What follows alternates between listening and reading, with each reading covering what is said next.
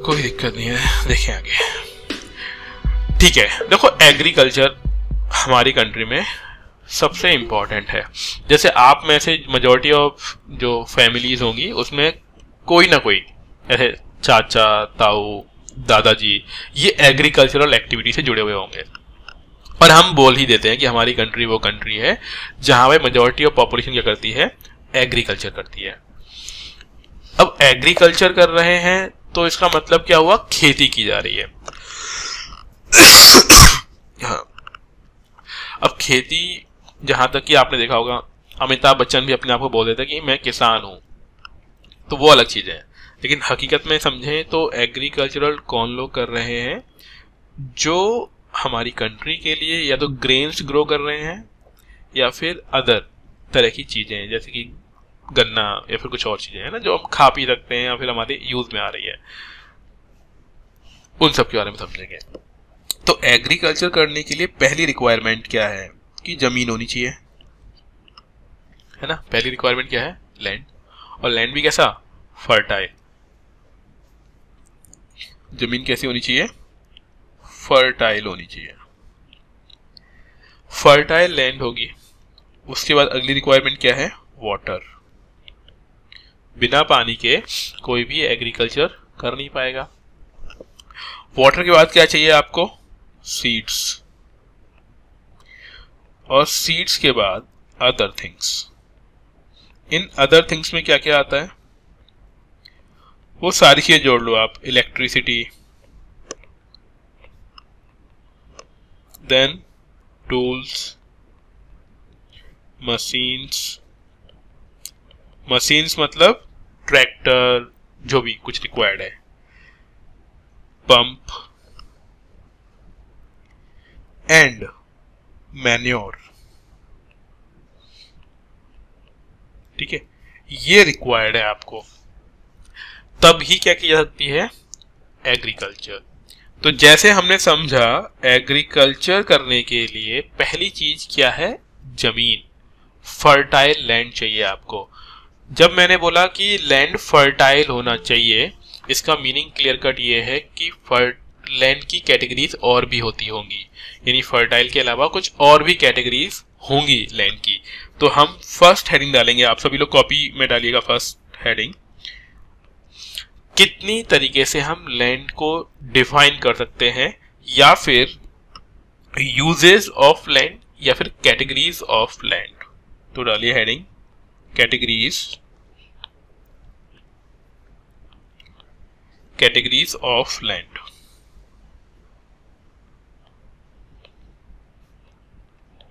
Categories of land यानी जमीन का टाइप कैसे कैसे आप क्लासिफाई कर सकते हो। तो हमारा यहाँ पर जो मेन एम है वो टॉपिक हमारा एग्रीकल्चर है, तो हम यहाँ पे डिफाइन कैसे करेंगे, on the basis of its fertility, कि कितनी फर्टाइल लैंड है। जितनी फर्टाइल लैंड होगी उस हिसाब से हम उसको डिफाइन कर देंगे लैंड की कैटेगरी में। तो अब देखिए पहला type, first type of land जो होता है वो मान लिखिए आप, फैलो। इनको लिख लीजिएगा, ये टर्म्स नहीं तो अभी क्लियर नहीं हुई तो बाद में ठीक ही रह जाएंगी, समझ नहीं पाएंगे। फैलो, other than current fellow.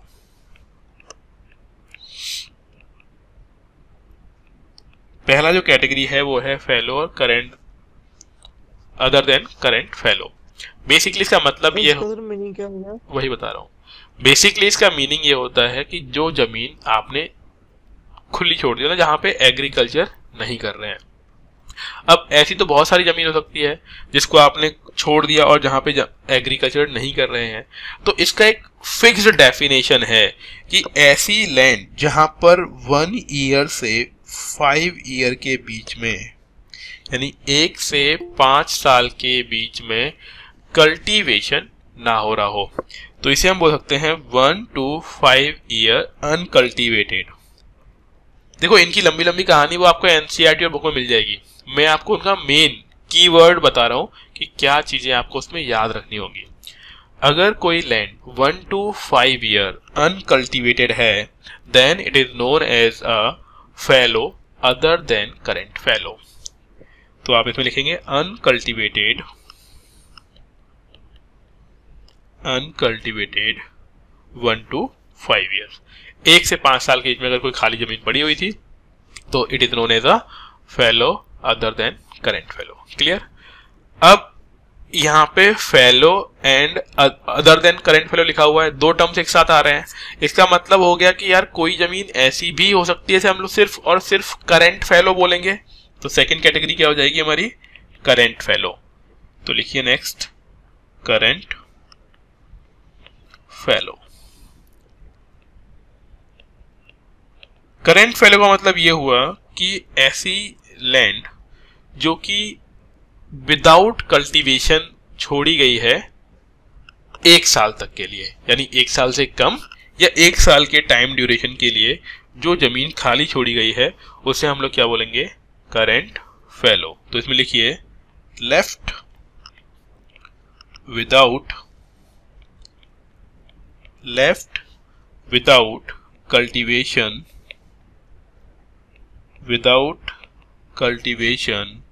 for 1 or less than 1 year। अगर 1 साल या उससे कम टाइम के लिए आपने कोई जमीन छोड़ी हुई है जहां पे कोई फार्मिंग एक्टिविटी नहीं की गई तो उसे हम लोग क्या बोल देंगे, करेंट फैलो। क्लियर है। कोई भी चीज समझ में ना आए तो अभी ही पूछ लीजिएगा, है ना। तो फैलो हो गया, करेंट फैलो हो गया।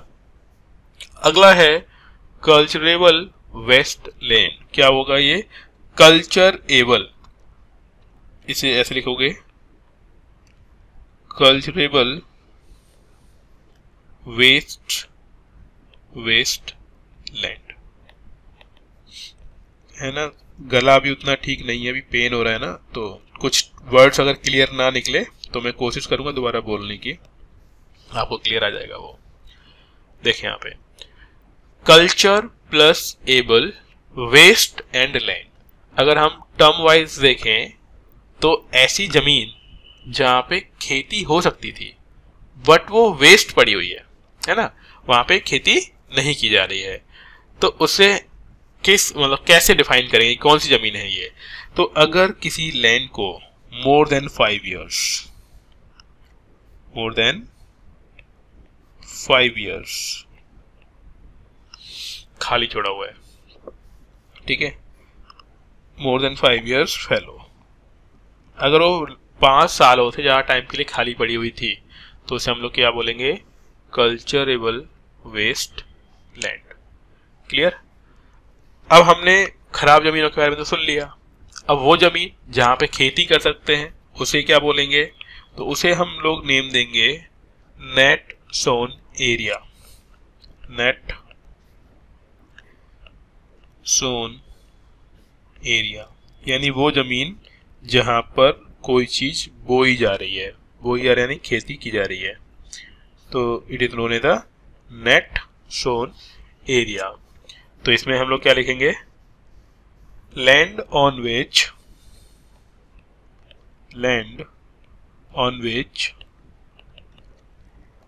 क्रॉप्स आर सोन।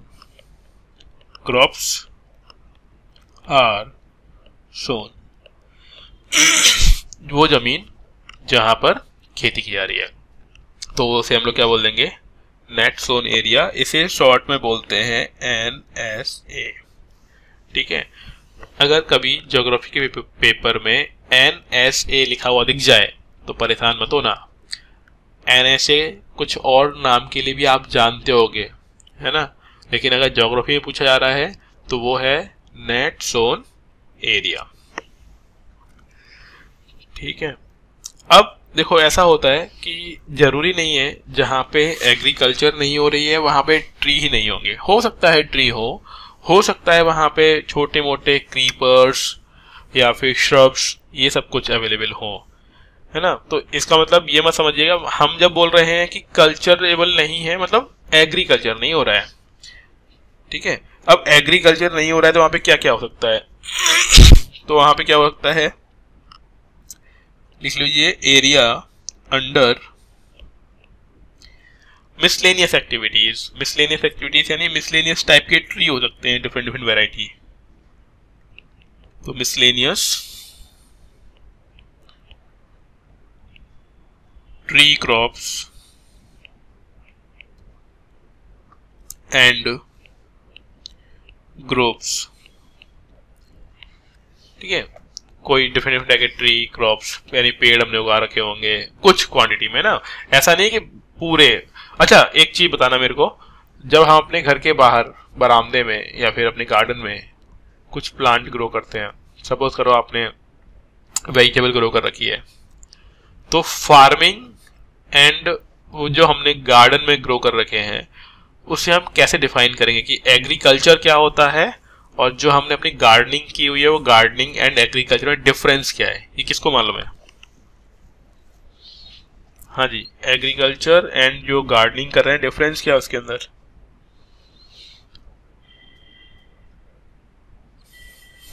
कोई बताएगा? मेहनत सर एग्रीकल्चर सेल करने के लिए करते हैं और गार्डनिंग नॉट फॉर सेल। अरे नहीं, ऐसा नहीं होता, जरूरी नहीं है। एग्रीकल्चर में अभी हम लोग पढ़ेंगे सबसिस्टेंस एग्रीकल्चर, उसमें क्या होता है? एग्रीकल्चर में हम फूड ग्रो करते हैं। अच्छा, और गार्डनिंग में? गार्डनिंग में पौधे उगाते हैं। अच्छा अच्छा, ठीक है ठीक है, मैं पहले वाले बता देता हूँ आंसर कि भूल भी गया क्या बोला था पहले। फर्स्ट किसने आंसर दिया था, क्या दिया था, एक बार दोबारा बोलेंगे? Sir cell. हाँ सेल, हाँ बिल्कुल। तो देखिए एक टाइप होता है सबसिस्टेंस एग्रीकल्चर, जहाँ पे फार्मर अपनी खुद की नीड को फुलफिल करने के लिए एग्रीकल्चर करता है। इसका मतलब ये तो बात सही नहीं है कि यहाँ पे सेल करेंगे तभी एग्रीकल्चर है, नहीं, ठीक है। मैं बताता हूँ आपको डिफरेंस क्या है। जब हम बोलते हैं एग्रीकल्चर तो वहाँ पे होगा ये कि हम सिमिलर टाइप के क्रॉप, सिमिलर टाइप का प्लांट ग्रो करेंगे ऑन अ लार्ज एरिया, तभी वो एग्रीकल्चर है ना, लार्ज एरिया में, बड़े एरिया में। अब वह चाहे भले ही हम उसे खुद के यूज के लिए रखें या फिर सेल कर दे, वो अलग पॉइंट है, बट बेसिकली होगा क्या, लार्ज एरिया पे फार्मिंग की जाती है। मतलब जब एक ही टाइप का क्रॉप ग्रो करते हैं तो फार्मिंग। गार्डनिंग में क्या होता है, हम लोग 2-4 पौधे 5-10 पौधे ग्रो करते हैं, किसी भी चीज के ग्रो कर सकते हैं, भले आप एप्पल का लगा लो प्लांट, ठीक है, चाहे आप भिंडी उगा लो, ठीक है, आप ब्रिंजल यानी बैगन वगैरह कुछ उगा लीजिए। तो वहां पे क्या है, अमाउंट कम होता है, क्वांटिटी कम होती है। जब क्वांटिटी ज़्यादा होती है तो उसे हम एग्रीकल्चर नाम देते हैं।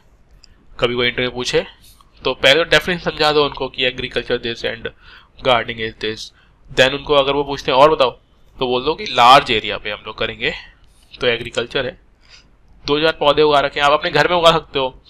जैसे नवरात्र के टाइम में हम जौ उगाते हैं, है ना सॉरी, नवरात्र के टाइम में आपको घड़े के पास, है ना, देखा होगा आप लोगों ने, वो जौ उगाए जाते हैं, तो वो एग्रीकल्चर में तो आएगा नहीं। तो एग्रीकल्चर लार्ज एरिया पे होता है और सिमिलर टाइप का, gardening variety of plants but small area. Clear? अब यहाँ पे देखिए, तो एक तो हो गया कि हम different different variety of tree grow कर सकते हैं, या फिर किसी एरिया पे क्या होता है, परमानेंट पास्चर्स हो सकते हैं, घास यानी चारा जो कैटल्स के लिए होता है, तो परमानेंट। तो टाइप ऑफ लैंड ऊपर हो चुका है, आगे हम लोग कुछ और समझ रहे हैं कि क्या हो सकते हैं। तो परमानेंट पास्चर्स हो सकते हैं किसी जगह पर, और जहां पर भी पास्चर्स हैं तो ध्यान रखिएगा वो यूज तो किस में नहीं आ रही, कम से कम एग्रीकल्चर के लिए तो यूज नहीं आ रही ना, तो वहां पर भी एग्रीकल्चर नहीं हो पा रही है। देन बिल्डिंग्स बनानी, घर बना दिए, तो वहां पर भी क्या है, नहीं हो पा रही है ना एग्रीकल्चर। या फिर कोई जमीन खाली पड़ी हुई है, बंजर है, barren land, barren and waste land, तो यहां पर भी क्या नहीं हो पा रहा है, एग्रीकल्चर नहीं हो पा रहा है। देन फॉरेस्ट, बेसिकली फॉरेस्ट हमारे लिए यूजफुल है, लेकिन अगर हम फॉरेस्ट की बात कर रहे हैं तो वो एग्रीकल्चर तो नहीं है ना वहां पे। तो ये सब चीजें हमारी कंट्री में एग्रीकल्चर के अलावा ये सब कुछ होता है। इनका परसेंटेज भी होता है कि कितने परसेंट एरिया पे फॉरेस्ट है, कितने परसेंट एरिया पे एग्रीकल्चर हो रही है, वो सब कुछ रफली एक थोड़ा सा ध्यान दे लो। अगर हम बात करते हैं फॉरेस्ट, तो अप्रोक्सीमेटली 23% पर एग्रीकल्चर होती है ना। अभी की बात कर रहे हैं हम लोग करंट टाइम की, करंट मतलब 2014-15 के आसपास फॉरेस्ट कितने एरिया पे है? 23.3% एरिया पर। एंड कितने परसेंट एरिया पे फॉरेस्ट होना चाहिए? शुड भी लिख देता हूँ मैं यहाँ पे, शुड भी 33%, जबकि है कितना? 23.3%। ओके। अगला है barren land and waste land कितना है?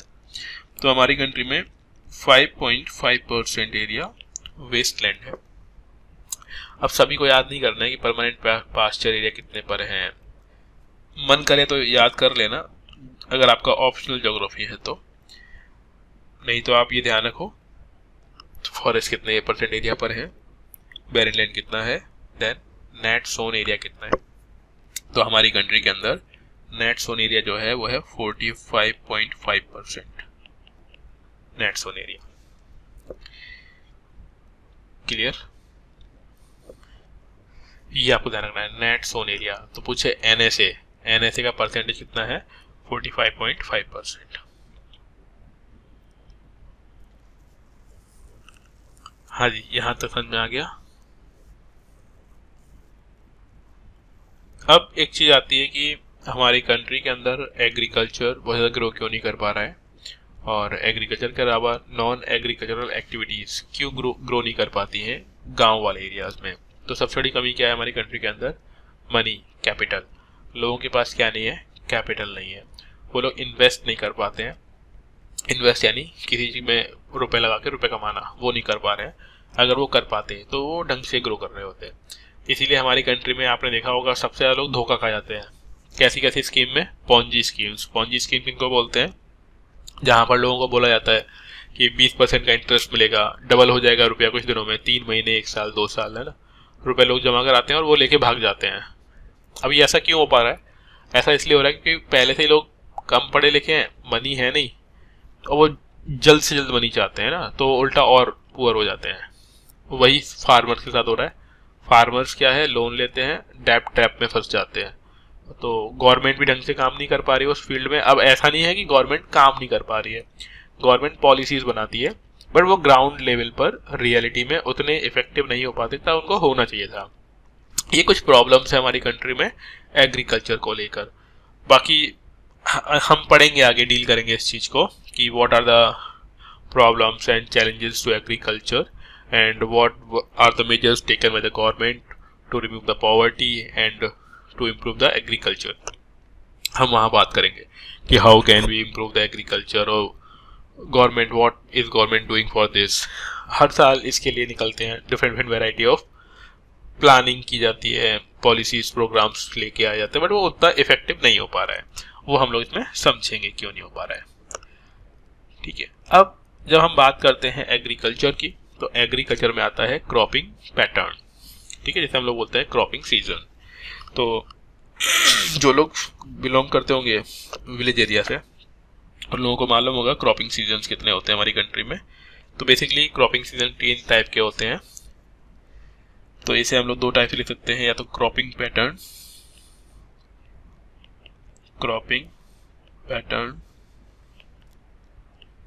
और we can say cropping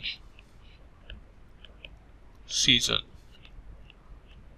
So in this, when we talk about cropping seasons, then there are 3 type of cropping seasons.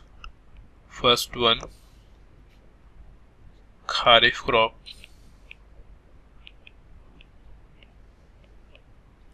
Second, rabi crop. Third one, zaid crop. So in these cropping seasons we have to know about the 2 things. First one, sowing and cutting timing of the crops. Second, example of crops. Basically मैं दोबारा बोलता हूँ, रबी and kharif में cutting season क्या है और sowing time क्या है, ये आपको ध्यान रखना है, एंड एग्जाम्पल्स। तो आप में से कोई है जो एग्रीकल्चरल एक्टिविटीज करते हैं? मतलब कोई है जो फार्मिंग वगैरह में इंडल्ज हो, लगे हुए हो? कोई नहीं है?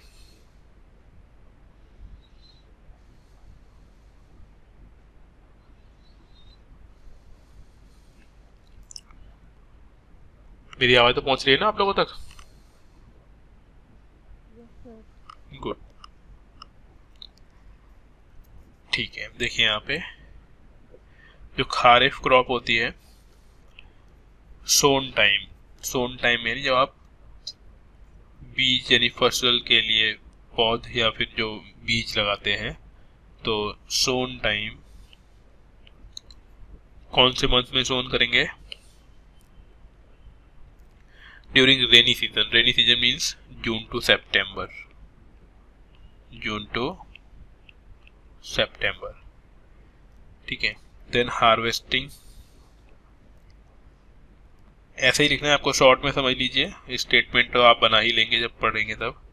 हार्वेस्टेड कब किया जाएगा, कटिंग कब की जाएगी इसकी? अक्टूबर टू नवंबर। थोड़ा ऐसे भी आप सोच सकते हो, देखो हमारे यहाँ पे जो फेस्टिवल्स मनाए जाते हैं, दिवाली एंड होली। दिवाली बेसिकली होता ये था कि जब पुराने जमाने में, देखो माइथोलॉजिकल फैक्ट है वो तो है ही, है ना। माइथोलॉजिकल फैक्ट क्या है कि वो राम वाली कहानी, जिसमें रामायण के राम भगवान और सीता रावण की हत्या करके आते हैं, मतलब उसको वध करके आते हैं, वध, है ना। और फिर जब अपनी अयोध्या लौट कर आया, दिवाली मनाई लोगों ने, वो तो है ही। लेकिन अगर हम अपनी बुक के अकॉर्डिंग, एनसीईआरटी के अकॉर्डिंग अगर बात करते हैं, तो होता क्या था पुराने जमाने में, जब लोग एग्रीकल्चरल एक्टिविटी करने के बाद अपनी क्रॉप कट कर लिया करते थे, यानी क्रॉप काट ली, तो ये कुछ इस तरीके से है कि पढ़ाई करने के बाद रिजल्ट आ गया उनका, और रिजल्ट पॉजिटिव आए तो खुशियां मनाया करते थे, और खुशियों को सेलिब्रेट करने के लिए फेस्टिवल्स बनाए गए। इसीलिए आप देखते हैं अक्टूबर नवंबर मंथ में आपको क्या मिलेगा, कौन सा फेस्टिवल आता है? यस, ये तो मालूम होगा, सब दिवाली दशहरा। दिवाली, वेरी गुड, ठीक है। तो अक्टूबर और नवंबर के मंथ में क्या बन गया? दिवाली, ठीक है। तो दिवाली मना ली गई, सेलिब्रेशन हो गया। क्रॉप कौन कौन सी ग्रो करेंगे इस टाइम में, ठीक है। क्रॉप ऐसे समझिए कि नॉर्थ इंडिया और साउथ इंडिया दोनों जगह ग्रो की जाती है। राइस। हाँ, वेरी गुड। तो इस टाइम जो राइस ग्रो, यानी एग्जाम्पल्स जो होंगे इस टाइम क्रॉप के, वो कौन कौन से हो सकते हैं? राइस, कॉटन, बाजरा। देखो मैं 4-5 नाम लिख दूंगा, 2-3 आप याद कर लीजिए, काम चल जाएगा उसमें। मेज,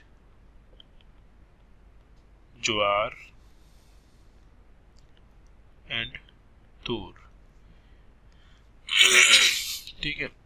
इस टाइम ही ग्राउंड नट वगैरह भी कर सकते हैं आप ग्रो, ठीक है। तो ये हो गया हमारा first rabi crop, sorry kharif crop. Next आइए रबी क्रॉप पर। अब देखो, जब अक्टूबर नवंबर में इसको कट कर लेंगे, उसके बाद हम अगली क्रॉप ग्रो करेंगे। इसका मीनिंग क्या हुआ कि रबी क्रॉप का जो सोन टाइम होगा, वो टाइमिंग कब होगा? अक्टूबर टू, आप ऐसे मान लो अक्टूबर नवंबर में ग्रो कर लीजिए आप इसको, है ना। तो इसका सोन टाइम रबी क्रॉप का, सोन कब करेंगे इसको आप? अक्टूबर नवंबर। देखो अब थोड़ा आगे पीछे हो सकता है ना, क्योंकि जब काटेंगे उसके बाद ही दूसरा सोन किया जाएगा। तो अक्टूबर नवंबर। देन हार्वेस्टिंग टाइम, हार्वेस्ट कब कर लेंगे? मार्च मंथ में, या फिर कोई अप्रैल। अब आप याद करो, मार्च और अप्रैल में कौन सा फेस्टिवल आता है? Sir Holi. Holi, very good. तो ये सब चीजें कनेक्टेड हैं, और इसीलिए जब होलिका दहन करते हैं ना, तो उसमें आपने देखा होगा हम लोग कुछ ग्रेन्स को, मतलब वो भूना जाता है और भून कर खाते हैं। तो उसका सिग्निफिकेंस क्या है? सिग्निफिकेंस यही है कि जो सॉरी, जो आउटपुट क्रॉप से मिला है उसको लोग एंजॉय कर रहे हैं। इसीलिए वो होलिका, जैसे आप लोगों ने जलाई है होली, वो जो होलिका जलाते हैं, है ना। तो उसमें हम लोग कुछ ग्रेन्स को भूनते हैं, जैसे गेहूं की बालियां या फिर चना, आई थिंक, है ना, उनको भून कर खाते हैं। तो वो इसीलिए, ठीक है। तो गेहूं की बालियां, याद करो, उस होली से याद करो, गेहूं की बालियां और चना। तो इसका मतलब क्या हुआ कि कौन सी क्रॉप ग्रो होती होगी इस टाइम में। इसका एग्जाम्पल क्या होगा, वीट यानी गेहूं, ग्राम मीन्स चना, ठीक है। मस्टर्ड, मस्टर्ड यानी सरसों, barley. These are examples of rabi crop. After that, next one is jaid crop. Jaid crop is a short duration crop. So basically, these type of plants grow in between April to June month. April to June month. Mostly, these are vegetables and fruit. मतलब Zaid crop में क्या आएंगे, vegetables and fruits आते हैं, जैसे watermelon, musk melon, cucumber. These are the example of zaid crop. तो इसमें month हो गया हमारा। अब देखो ये वेजिटेबल हैं, तो इसमें हार्वेस्टिंग और सोन टाइम नहीं आएगा। So April to June, these are vegetables and fruits, vegetable and fruits, ठीक है। क्या क्या आ जाएगा, एग्जाम्पल लिख लो आप। Watermelon, watermelon means, yes, watermelon.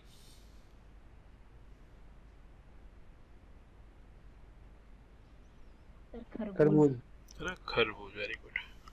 तो वाटरमेलन, मस्क मेलन, कुकुम्बर, जो भी आप नाम दो तीन लिख दो इसमें, कुकुम्बर, ठीक है, pumpkin,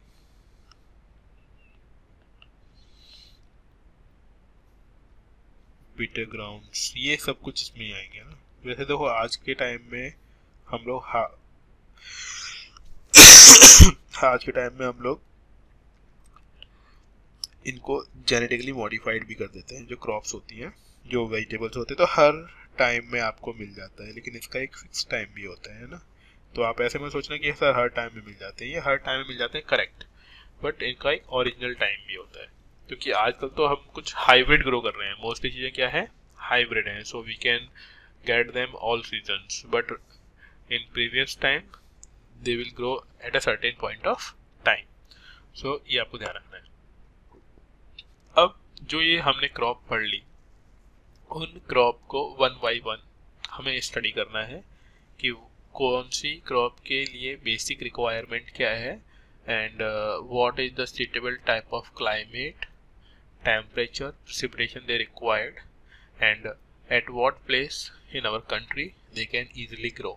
Again, point to be noted, I am saying that proper place where we can grow a certain type of crop. Proper means कि easily grow हो जाएगा वहां पे।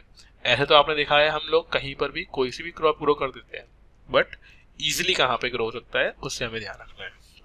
तो there are certain type of crops which we study here. तो first one is the rice crop. Example में है डालिए, फर्स्ट राइस।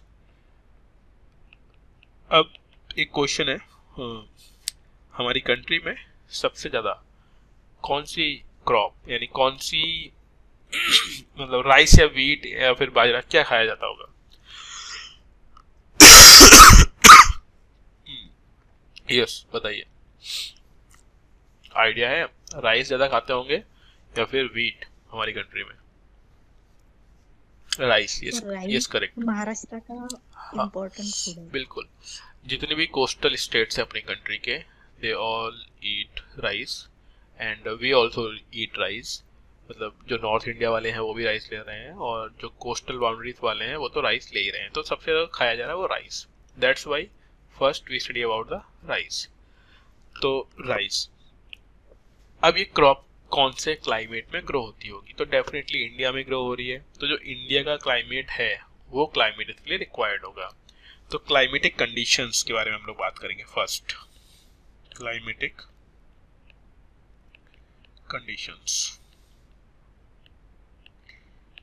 क्लाइमेटिक कंडीशंस कैसी हो सकती है वो देखें आप। अब क्लाइमेट में क्या आता है तो हमने पढ़ा है, फैक्टर्स और components of climate, 9th class NCERT chapter number 4 climate chapter, है ना। बहुत सारी चीजें 9th क्लास से रिलेटेड है, तो इसीलिए आपको मैं बार बार बोलता हूँ 9th क्लास की एनसीईआरटी पहले पढ़ लीजिए, वो आपको बार बार काम आएगी। हमारी कंट्री की जो क्लाइमेटिक कंडीशन है वो ट्रॉपिकल और सब ट्रॉपिकल है। तो फर्स्ट थिंग कि कहाँ ग्रो होता होगा राइस, ट्रॉपिकल और सब ट्रॉपिकल टाइप का प्लांट है ये, तो इसे हम लिखेंगे ट्रॉपिकल एंड सब ट्रॉपिकल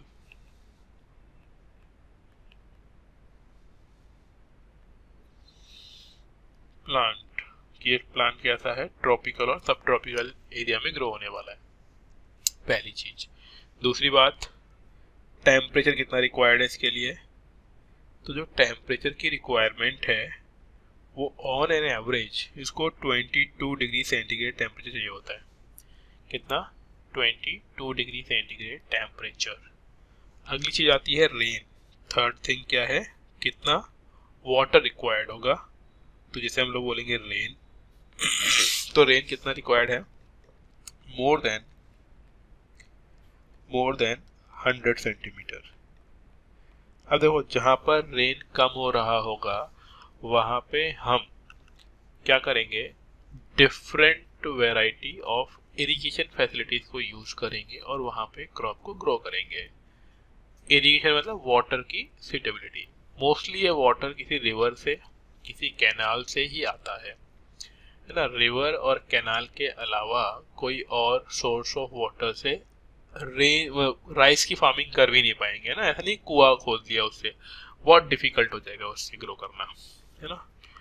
तो ये हो गया रेन कितना रिक्वायर्ड है, more than 100 centimetre. Fourth thing is that soil, which type of soil is required for rice cultivation.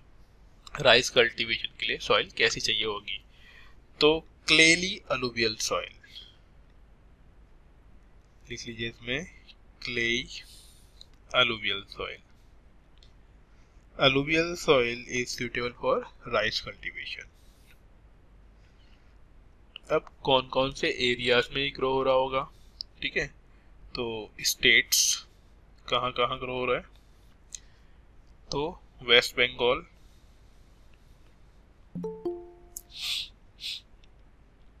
मतलब लिखिए वेस्ट बंगाल, नेक्स्ट पंजाब, तो पंजाब तो आप जान ही रहे हो ना, राइस एंड व्हीट का हब है Punjab. Then UP, Uttar Pradesh, Andhra Pradesh, AP, ठीक है। अभी तो मैं पूरा लिख रहा हूँ लेकिन आगे के लिए ध्यान रखना, आंध्र प्रदेश यानी AP, Andhra Pradesh. Then Tamil Nadu, TN बोलते हैं तमिलनाडु को, तमिलनाडु। देखो अब ऐसा नहीं है कि इनके अलावा बाकी स्टेट में ग्रो ही नहीं हो रहा है, बट मेजोरिटी ऑफ राइस कहाँ ग्रो हो रहा है, इन जगहों पर हो रहा है, that's why I am writing here, ठीक है। तो ये चीज़ आपको ध्यान रखनी है कि मेजोरिटी ऑफ क्रॉप कहाँ पे ग्रो हो रही है, तो मेजोरिटी यहाँ पर है, क्लियर। तो फर्स्ट हमारा हो गया rice, second one is wheat, तो सेकेंड हेडिंग डालिए व्हीट।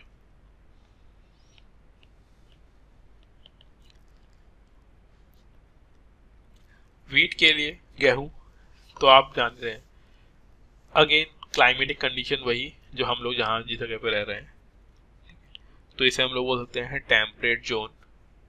क्रॉप किस, ट्रॉपिकल सब tropical is also correct for this type of crop, so we here write temperate zone,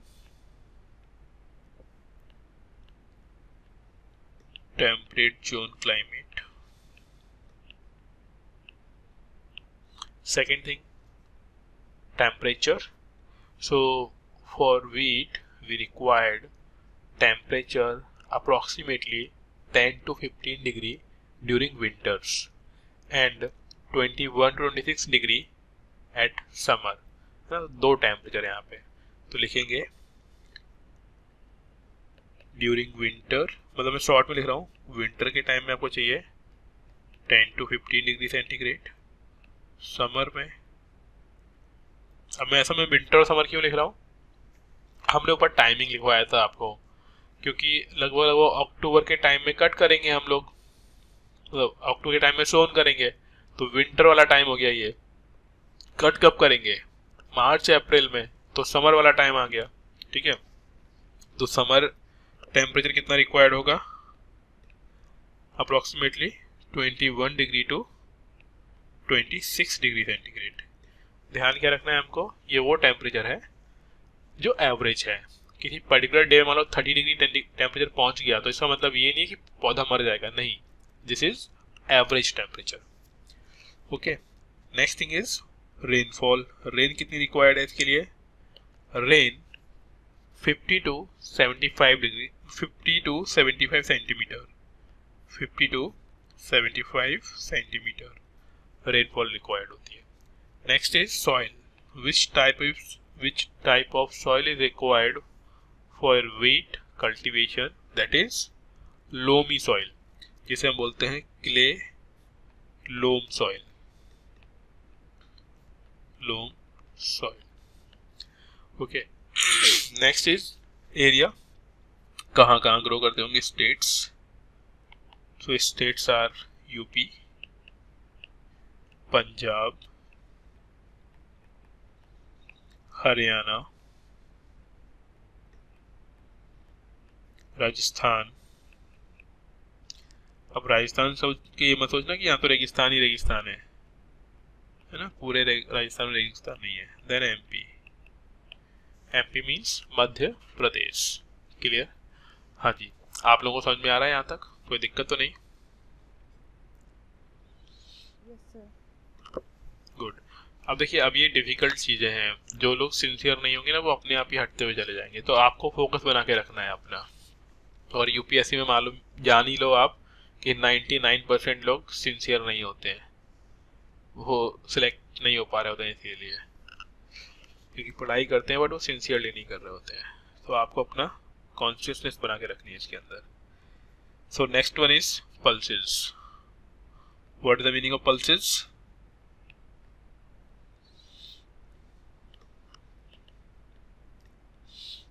pulses क्या होते हैं? सर दाल। दालें। Very good. देखिए, अब हमारी कंट्री में जितना भी प्रोडक्शन होता है उसका 1/5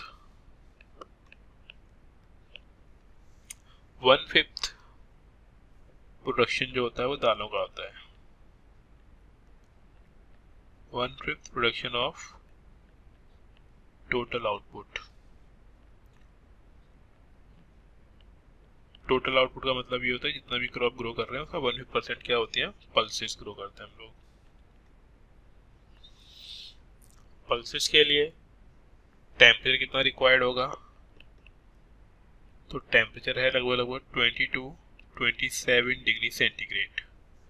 this is average temperature.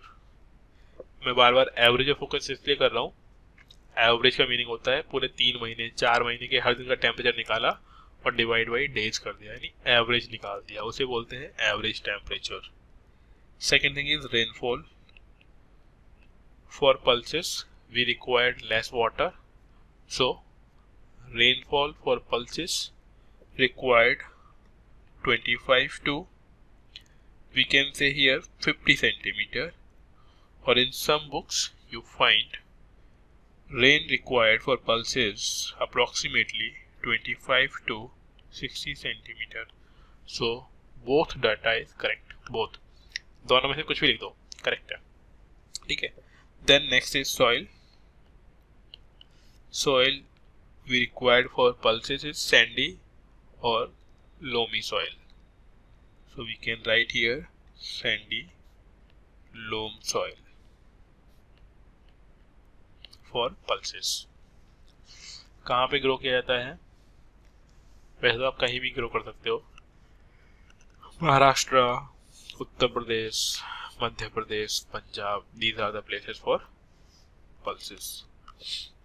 For example, MP, UP, Maharashtra,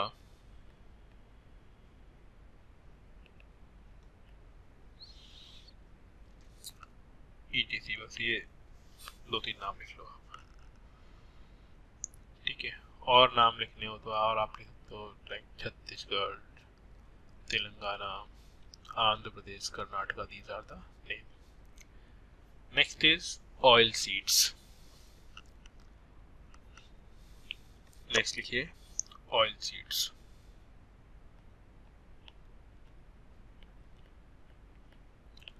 oil seeds मतलब जिससे हम लोग जो एडिबल ऑयल, खाने वाला ऑयल प्रोड्यूस करते हैं वो।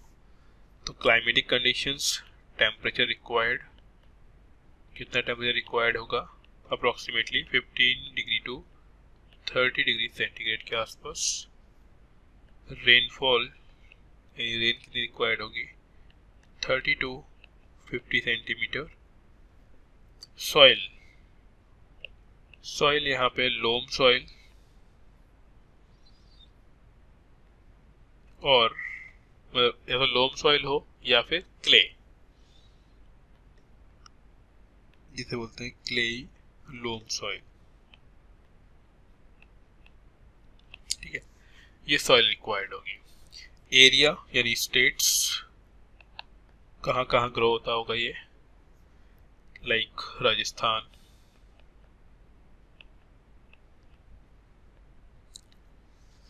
तेलंगाना,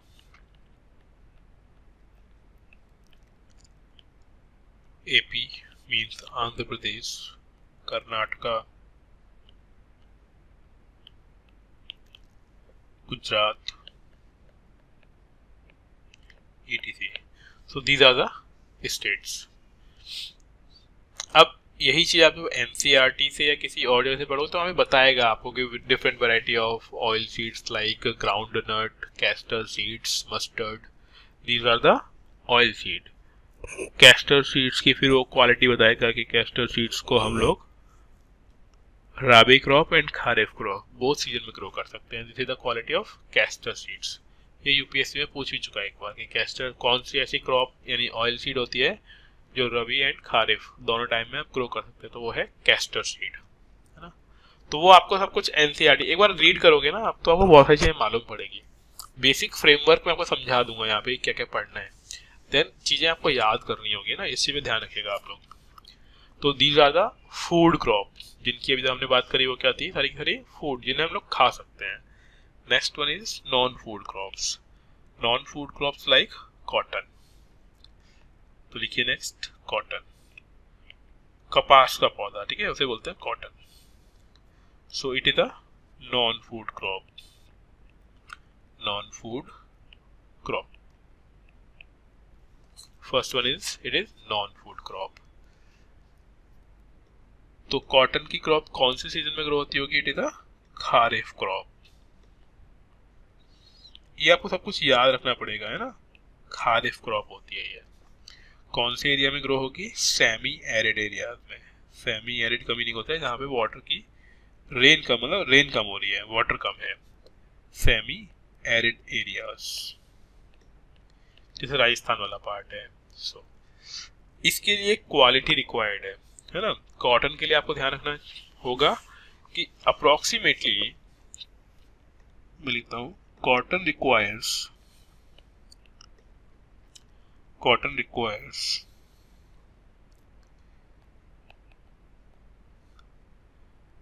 clear sky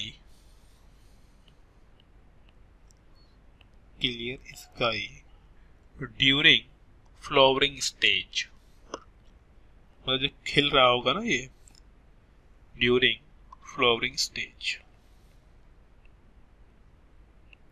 तब रेन नहीं होनी चाहिए। तो इसके लिए बोलते हैं approximately 210 days frost free required.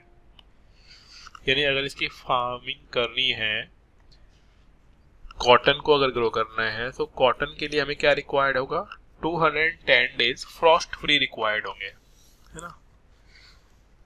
Frost समझते ना, पाला नहीं पड़ना चाहिए। समझ लो कि वो रुई उग रही है, अब रुई पे पानी गिर गया तो रुई तो खराब हो जाएगी। That's why we required a 210 days frost free, और we can say cotton requires clear sky during flowering stages. वैसे तो स्टेज ही लिखना चाहिए, स्टेजेस लिखने की भी रिक्वायरमेंट नहीं है, एस लगाने की रिक्वायरमेंट नहीं है, stage only. Clear. Next one is temperature, और we can say average temperature. Temperature required 21 degree centigrade to 30 degree centigrade. Then rain 50 to 100 centimetre. हाँ, बाकी अगर आप बहुत सारी बुक रेफर करेंगे तो थोड़ा बहुत इस डेटा में थोड़ा बहुत ऊपर नीचे हो सकता है, 2-3 डिग्री 2-3 पॉइंट ऊपर नीचे, ठीक है। तो उसके लिए परेशान मत होइएगा, बस रेंज ध्यान रखना। अब ऐसा नहीं कॉटन लिखने जा रहे हो, आप बोल रहे हो कि मोर देन 200 सेंटीमीटर, तो गड़बड़ हो जाएगा मामला। या फिर आपने लिख दिया लेस देन 50 सेंटीमीटर, तो वो चीज़ें नहीं होनी चाहिए। Next is soil.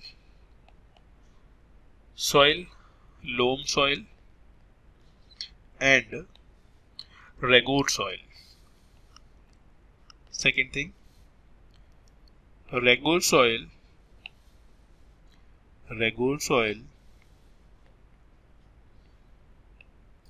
is also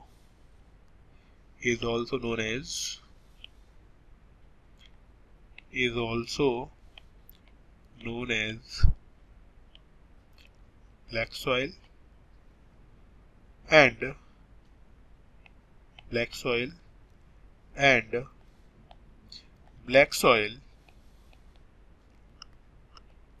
soil is also known as black cotton soil.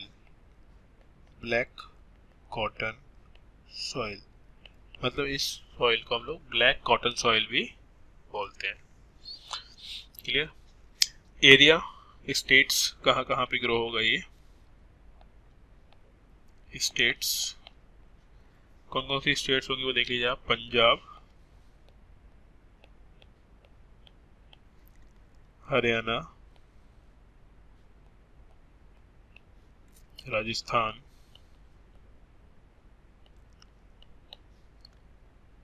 Andhra Pradesh, Karnataka and Tamil Nadu, TN। Clear?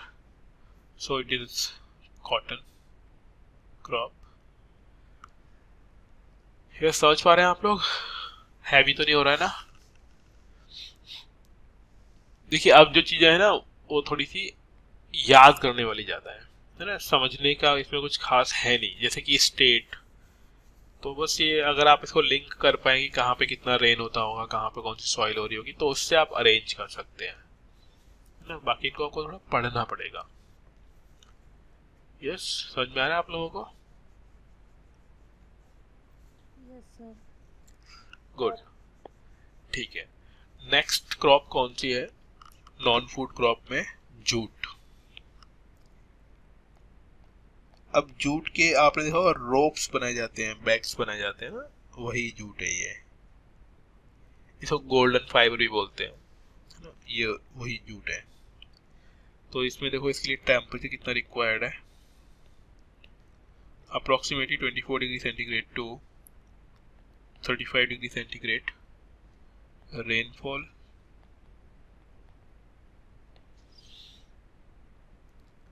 अब इसके लिए वाटर की रिक्वायरमेंट बहुत ज़्यादा होती है, सो 120 to 150 centimetre rain required. And soil, alluvial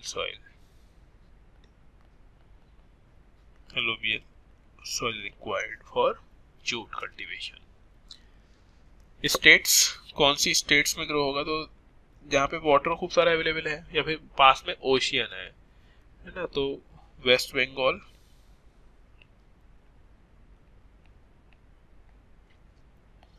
Bihar, Assam, ठीक है, ETC, ये इसके एग्जाम्पल है। ठीक है। अब इसके बाद जो आगे आती हैं वो होती हैं beverage crops. Beverage crops like tea, coffee. Okay, then after that we will study about commercial crops. ठीक है, तो अभी हम इतना ही रखेंगे, इसके आगे वाला अगली क्लास में करेंगे। आप लोग ये एग्रीकल्चर टॉपिक है, किसी भी एनसीईआरटी में जहां भी मिले आपको वहां से इसको पढ़ लीजिएगा प्लीज, ठीक है। बाकी समझ में आया जो पढ़ाया अभी क्लास के अंदर? Yes sir. ठीक है, इसकी मैं अभी पीडीएफ या फिर जो पहले वाला टॉपिक रह गया था उसकी पीडीएफ थोड़ी देर में ग्रुप पे डाल दूंगा, ठीक है। बाकी सभी लोग प्लीज पेशेंस रखिए, आप लोग अपना खुद का पढ़िए, बेसिकली जितना पढ़ा दिया उतना डाइजेस्ट करें, उतना याद कर लें, उतना एब्जॉर्ब कर लें, है ना, तो अपना काम चल जाएगा। सब कुछ के चक्कर में कुछ नहीं पढ़ पाओगे। बेस्ट ये रहेगा कि जितना कर लिया है वो हमें आना चाहिए, उतना भी आ गया ना सिलेक्शन हो जाएगा अपना। ओके, सो घबराने की रिक्वायरमेंट बिल्कुल भी नहीं है, बस आप पढ़ें, पढ़ने से ही काम चलेगा। ओके, थैंक यू, मिलते हैं नेक्स्ट क्लास में। Okay sir, thank you sir. Welcome everyone.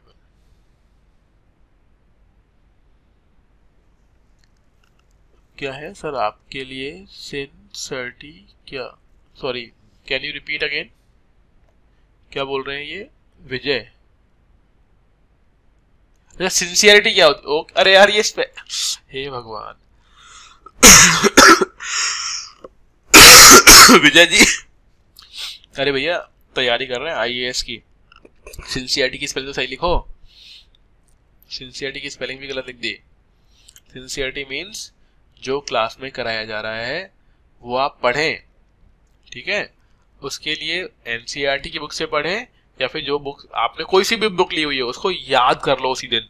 जैसे मैंने वोल्केनिक इरप्शन पढ़ाया, मैंने अर्थक्वेक पढ़ाया, ठीक है, मैंने अर्थ स्ट्रक्चर पढ़ाया, तो वो आपको आना चाहिए। अगर वो नहीं आ पा रहा है it means you are not sincere. जो पढ़ा दिया गया है वो तभी प्रिपेयर हो जाए, वो दिन कभी नहीं आएगा जब बैठ के आप सारा प्रिपेयर कर सकते हो, ऐसा दिन कभी नहीं आएगा, और यूपीएससी में बिल्कुल नहीं आएगा, ठीक है। किसी और एग्जाम में आ जाए तो आ जाए, यूपीएससी में सिंसियरिटी ये होती है जो पढ़ लिया वो हमें हर बुक से अब हमें याद होना चाहिए, देन क्लियर है, तो सिंसियर है अपन, ठीक है सर। चलिए, थैंक यू।